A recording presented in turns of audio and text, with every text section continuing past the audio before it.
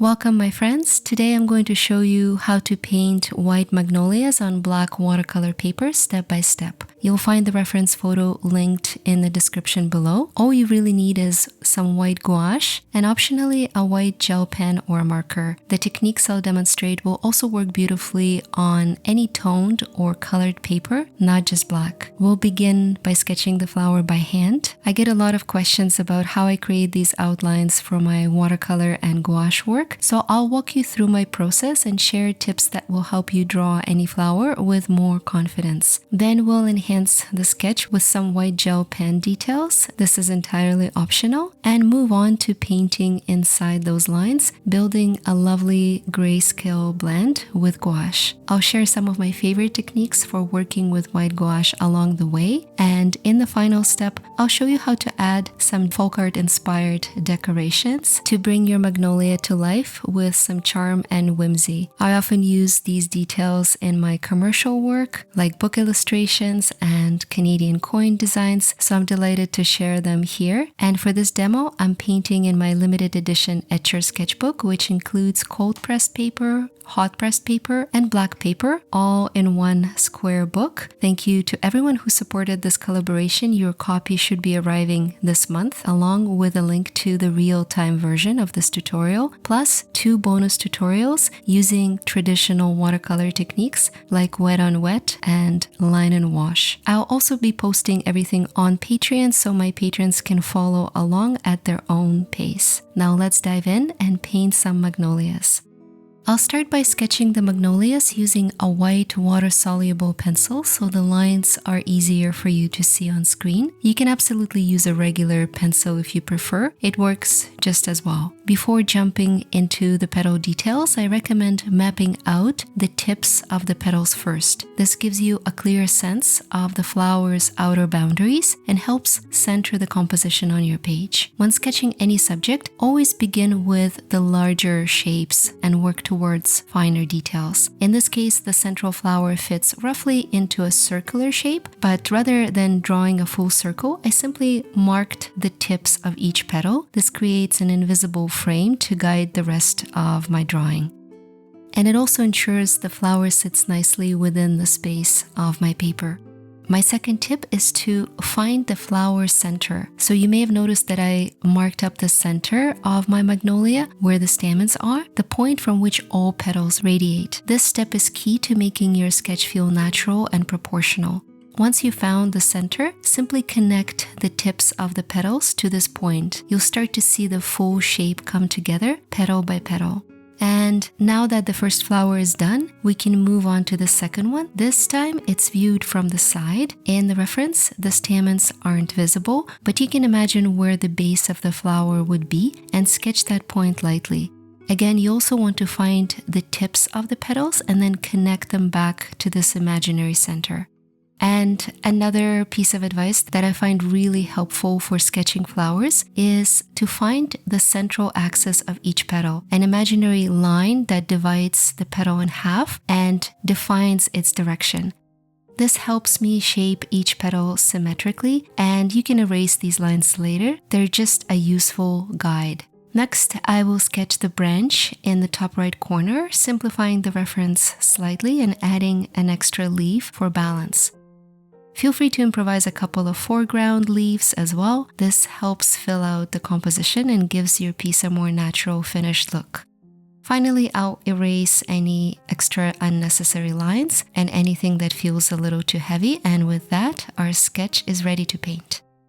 Before I apply any white gouache, I like to go in and lightly outline each petal using white jelly roll pen. Mine is from Sakura. This step is completely optional, but I find it really helpful for clearly seeing the shapes before I begin painting. It also gives me a chance to accentuate smaller details, like the delicate stamens at the center of the flower.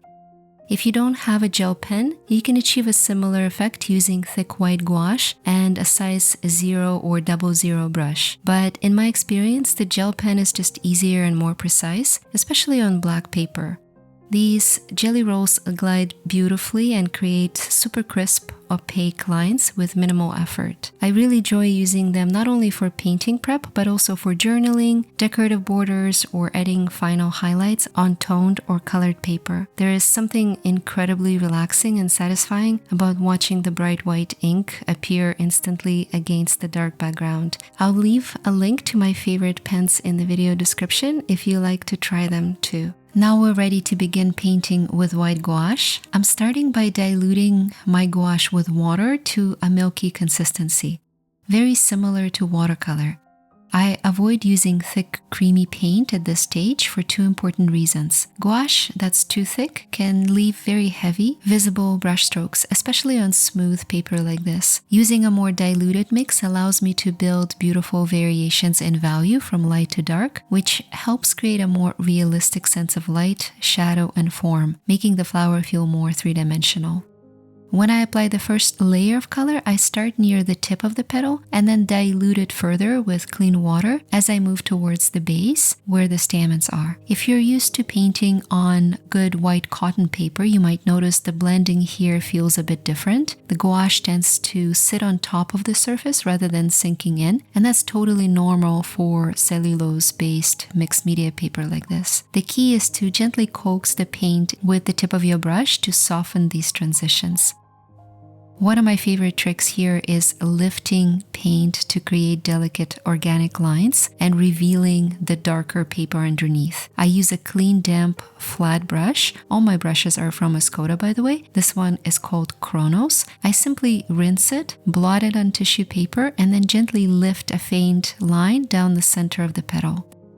This creates a natural looking highlight or petal vein that adds softness and realism.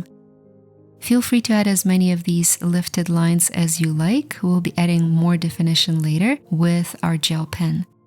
Now let's continue to cover the rest of the composition, painting the remaining petals and leaves with the same soft touch. And I wanted to mention that at first, when I started working with Etcher on this special collaboration to design this unique sketchbook with 3 different papers, I fully expected to use the black pages for bold colored gouache, maybe some metallic watercolor experiments, but instead I found myself completely hooked on doing these minimal black and white gouache paintings. And I haven't been able to stop. There's something strangely satisfying about this process, and I think I know why. So first of all, it's super relaxing and very beginner friendly. There's no color theory, no complex layering, just light and dark. And you might find monochromatic palette to be very liberating. It removes decision fatigue and lets you focus on shape and form.